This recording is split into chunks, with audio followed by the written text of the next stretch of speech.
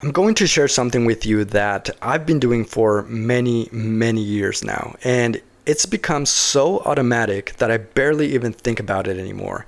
It's also one of the most effective ways that I know to dramatically increase stability and clarity during a lucid dream. My name is Steven Carva, and I help people consciously explore outside the physical realm through altered states of consciousness. When I first started lucid dreaming, my biggest problem wasn't getting lucid.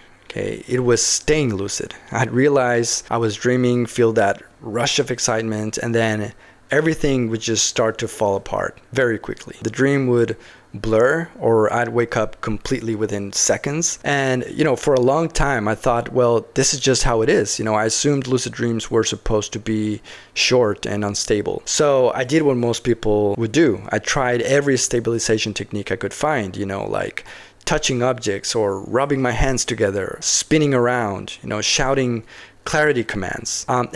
Sometimes these things helped, but it always felt reactive. Like I was constantly trying to save the dream instead of actually being present in it. What I actually noticed is that the problem wasn't the techniques themselves. The problem was the state of mind I was in when I used them. So every stabilization method I tried was driven by urgency, by the fear that the dream was about to end. And that urgency itself was destabilizing. Think for a moment about the last lucid dream that you had where you woke up too quickly. You were probably trying hard to avoid waking up. You were cycling through stabilization techniques, everything you could think of. In other words, you were freaking out because you knew the dream was about to end. And I don't blame you. I've been there too many, many times.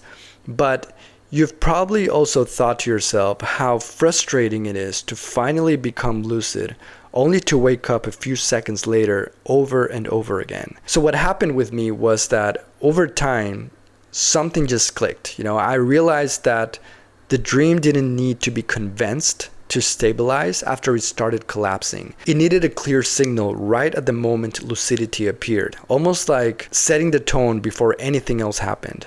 So I started experimenting with the idea of giving my mind a single clear instruction the moment I became lucid. One action that meant this dream is now stable. And that's how the idea of the stability pill was born. So this is what I do. The moment lucidity hits, take what I call stability pill. And I don't mean that metaphorically. I mean literally inside the dream, I reach into my pocket. I don't question it for a second. I don't put my hand in my pocket to check if it's there. I don't wonder if it will work. I already know what to expect. So I reach into my pocket, I feel a small pill, I take it out and I swallow it with full certainty that my lucid dream stability is about to increase dramatically. And I don't mean slightly, not gradually. In my mind, it's multiplied by 100. The dream is immediately enhanced. At this point, this action is just so ingrained that it happens almost without conscious thought, Lucidity triggers it automatically, just like flipping a switch. I become lucid and I take the pill.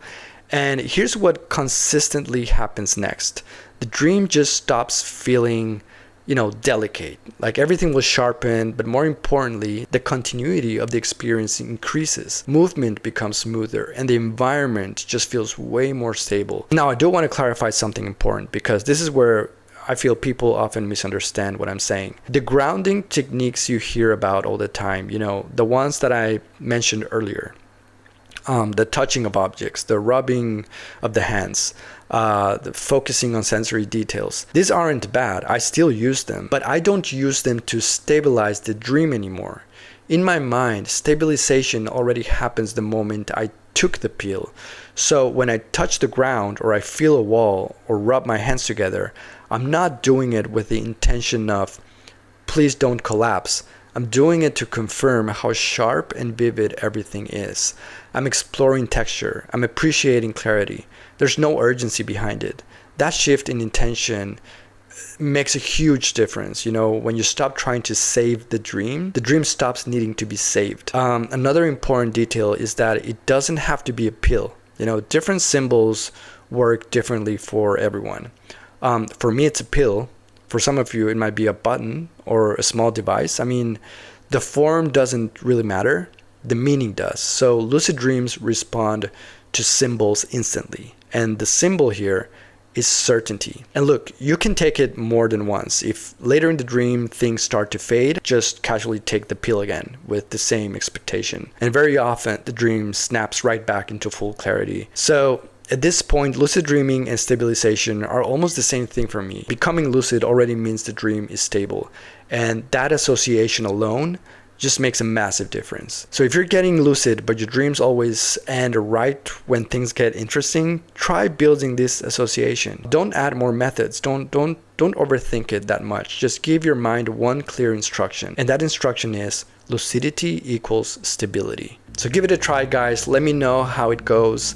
If you enjoyed this video, you feel you got value from it, then please like it, subscribe to my channel. I do post regularly about insights, methods, tips, everything related to astral projection, lucid dreaming, and overall multidimensional travel. As always, thank you to all my patrons for being here. If you're not a patron yet, then just head over to the links below and sign up to get access to all my exclusive content. Thank you all, and I'll see you in the next video. Because I am more than physical matter, I can perceive that which is greater than the physical world.